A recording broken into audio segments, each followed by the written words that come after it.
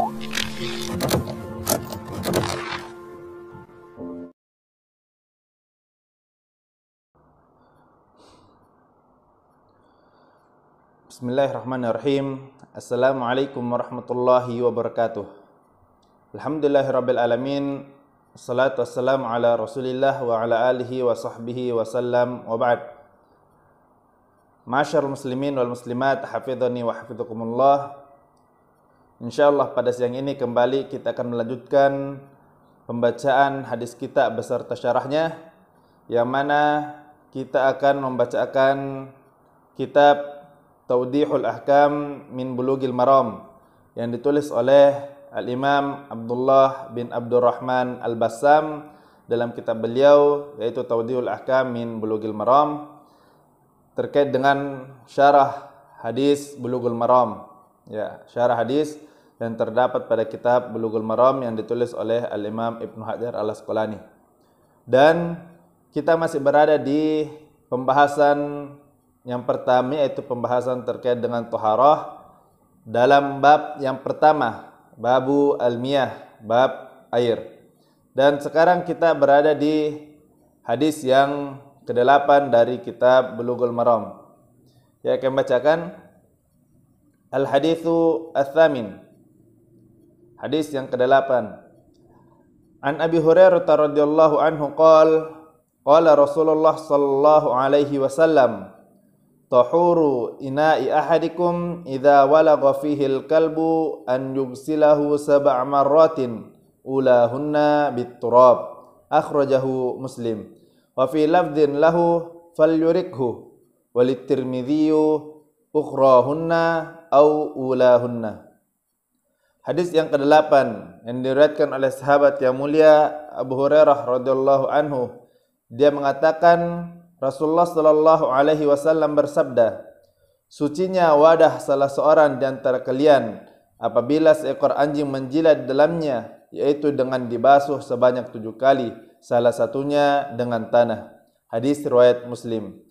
Di dalam lafaz Muslim yang lainnya disebutkan, maka hendaklah menumpahkannya. Adapun dari At-Tirmidzi disebutkan yang terakhir dari 7 atau yang pertama dari 7 kali basuhan itu, yaitu basuhan dengan tanah. Faedah atau hikmah atau hal-hal penting dari hadis ini, yang pertama adalah anjing adalah binatang yang najis, demikian pula seluruh anggota tubuh dan kotorannya. Kedua, najis anjing adalah najis mughalladhah, yaitu kategori najis yang paling berat. Ketiga, tidak cukup menghilangkan najisnya dan mensucikan darinya kecuali dengan 7 kali basuhan. Keempat, apabila seekor anjing menjilat ke dalam sebuah wadah, maka tidak cukup membersihkan jilatannya dengan dibersihkan saja, tetapi dengan mengalirkan air lalu mencuci wadah sebanyak 7 kali, salah satunya dengan tanah.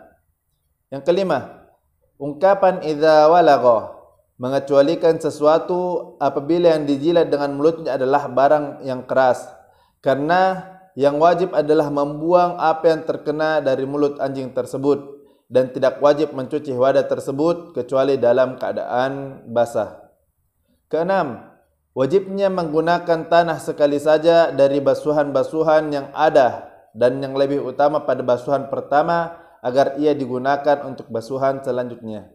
Ketujuh, keharusan menggunakan tanah dan tidak dengan yang lainnya atau benda-benda yang dapat menghilangkan dan membersihkannya disebabkan karena beberapa hal. Hal yang pertama, dengan tanah dapat dihasilkan kebersihan yang tidak didapatkan oleh benda-benda lainnya yang dapat menghilangkan dan membersihkan suatu benda. Kedua, hal yang kedua, nampak dalam kajian ilmiah bahwa dari tanah dihasilkan daya pembersih khusus yang tidak ada pada jenis benda lainnya.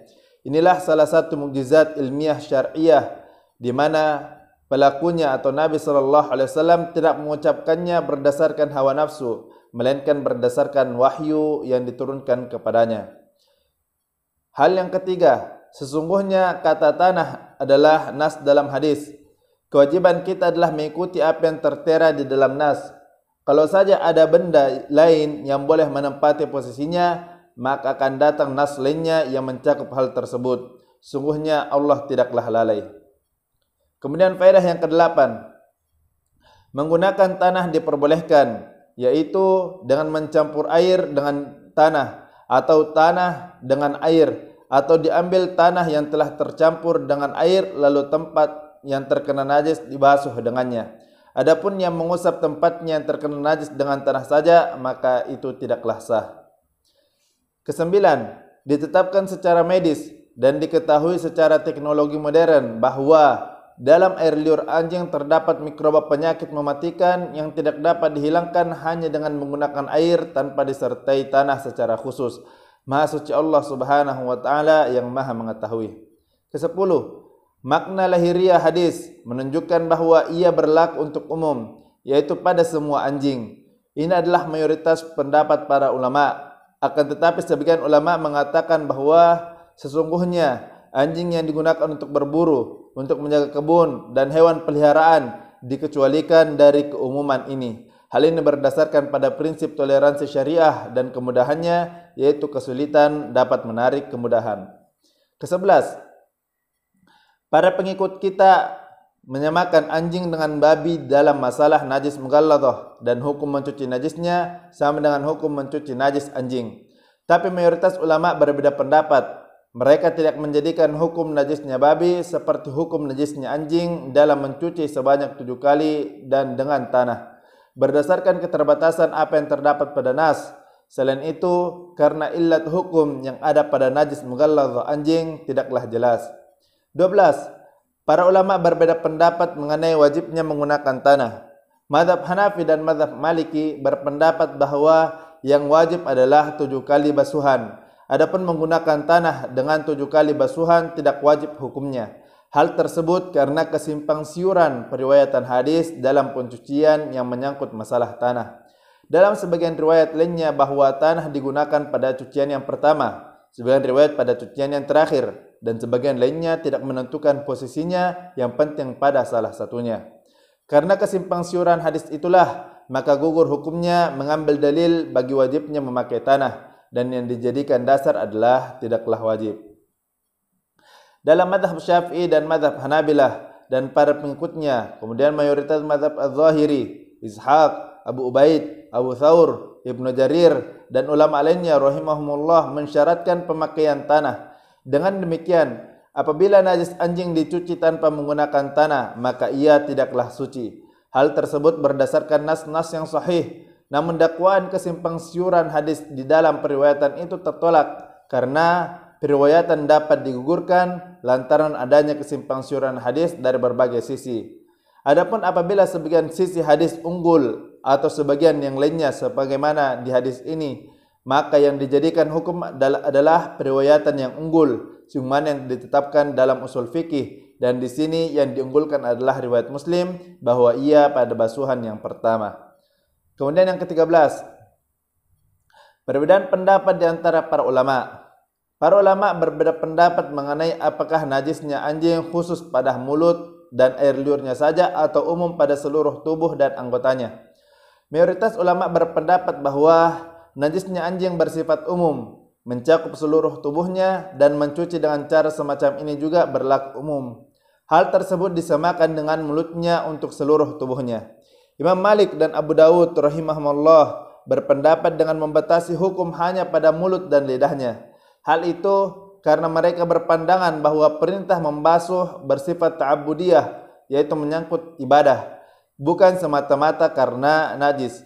Sementara hal yang ta'abudiyah terbatas pada nas, ia tidak menyangkut pada yang lainnya karena tidak adanya illat pada hukum tersebut. Pendapat yang pertama adalah yang unggul karena beberapa hal. Yang pertama, dalam tubuh anjing ada bagian-bagian yang lebih najis dan lebih kotor dari mulut dan lidahnya. Kemudian yang kedua, yang dijadikan dasar dalam dalil adalah ta'lil, maka ia dibawa kepada yang umum. Ketiga, sekarang yang nampak bahwa najis adalah najis bakteri mikrobah, maka ia tidak menjadi hukum yang bisa dicari illatnya lagi dan hikmahnya telah jelas.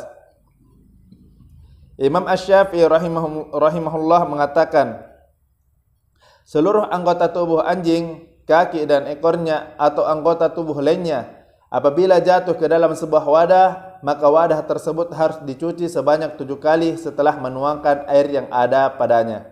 Profesor Tabarah dalam buku Ruhuddin Al-Islami mengatakan, termasuk hukum Islam adalah menjaga tubuh dari najis anjing. Ini adalah mukjizat ilmiah agama Islam yang telah ditelaah oleh medis, di mana ditetapkan bahwa anjing banyak menularkan penyakit kepada manusia, karena anjing mengidap penyakit cacing pita yang bisa menular kepada manusia, di mana pada cacing pita ini menimbulkan penyakit kronis yang dapat membahayakan seseorang. Telah dinyatakan bahwa seluruh jenis anjing tidak dapat terlepas dari penyakit cacing pita tersebut. Karena itu harus dijauhkan dari segala yang berhubungan dengan makanan dan minuman seseorang. Ini yang bisa kami bacakan. Mudah-mudahan bisa diambil manfaatnya dan bisa menambah wawasan serta ilmu kita mengenai hal-hal yang terkait dalam hadis ini. Lebih dan kurangnya mohon dimaafkan. Akhirul kalam. Assalamualaikum warahmatullahi wabarakatuh.